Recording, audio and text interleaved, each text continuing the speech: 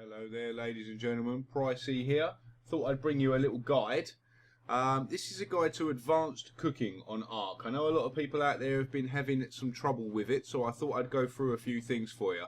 This one is particularly in regard to the Lazarus Chowder, although a lot of the principles for cooking are exactly the same.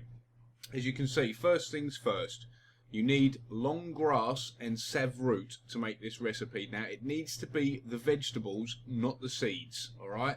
So you need to actually grow the vegetables to fruition. Then you need to pick the vegetables and work with those. Now, with regard to the meat, it doesn't specify in the recipe what sort of meat, and I have tried this with raw meat and it doesn't work. So for this recipe in particular, and probably for other recipes as well, I would always use cooked meat unless it specifically specifies otherwise. Now, next thing on the list, I'm going to be making two separate dishes here today, so you can see it working twice in a row.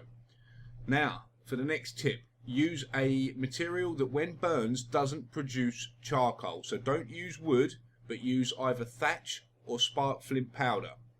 Next important thing, put the Rockwell recipe after the burning fuel. There may be another order to do this, but this is what works for me. Now, the reason why I say don't use a fuel that produces charcoal is because for some of the other recipes that require you to use either the red, blue or yellow berries, if you have charcoal being produced into the fire as well as water being in there as well, it's going to think that you want to make a dye, and it's going to make you a dye instead of the food. So there we go. 9 bits of cooked meat, 5 sav root, 5 long grass, 10 mejo berries, and 2 narcotic. Now the recipe itself calls particularly for 3 servings of meat. There is a thing in the game that you can pick up on, which is called the notes on Rockwell recipes. You should find one of these and keep it. It basically deciphers recipes for the most part, or at least makes it a lot easier. Now, when you get the Rockwell notes, the 3 servings of meat translate that 1 serving of meat equals 3 bits of meat. So for 3 servings of meat, we need 9 pieces of meat. That's why we've got 9 in the pot here. As we discussed earlier, raw meat doesn't work, so use cooked meat. Standard meat is fine, as you can see. Now we need 5 sav root for this and 5 long grass, which it says on the recipe. That's self-explanatory, although as I stress again, it needs to be the fruit of the plant, not the seeds. Alright?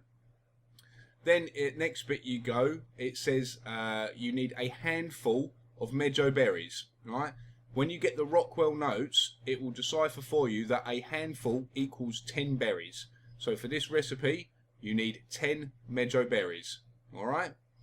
The last and final thing that you need for the recipe, as it says, is to submerge in water. Now, beg your pardon, sorry, I've actually got a bit carried away. It says a half a dollop of narcotic. When you get the notes for Rockwell recipes, it will tell you that a dollop is 4 narcotic. So half a dollop is 2 narcotic. So we're putting 2 narcotic in for this recipe. The last and final thing, as I already started to touch on because I forgot about the narcotic, is the water. It says submerge in water. What that basically means, as far as I know, somebody else may have a better idea of this, but submerge in water roughly translates to a water vessel, water skin or water jar, doesn't matter, but it has to be over at least 25% full. Alright? As you saw from the first recipe that I made, I used a water skin that was 3/4 full. For the second recipe that I'm doing here, the second cook, I'm using a water jar with 100% water in it. Both will work fine.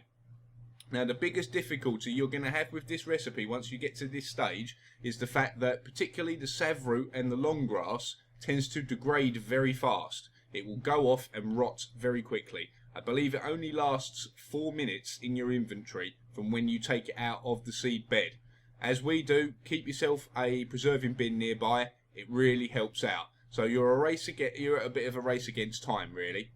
Now, the recipe can work almost instantaneously, but sometimes can take up to about 1.5 minutes for it to work. Now, at the final end of this little video, I'm just going to do a little clip showing you how it works in the water As you can see, my character has just consumed the chowder. When we consumed it, you get an icon down in the bottom left of your corner giving you a timer. Now that gives you 900 seconds from the start of when you consume this recipe. And if you pay attention to the right hand side of the screen, my O2 bar is going down extremely slowly. Very, very slowly indeed. This recipe is extremely effective. Now for anybody out there who doesn't want to do the maths real quick, 900 seconds equates to 15 minutes. So you get 15 minutes of much greatly reduced oxygen usage for your body and also some health regen. Now, I've been Pricie. You guys have been fantastic. I'll see you next time.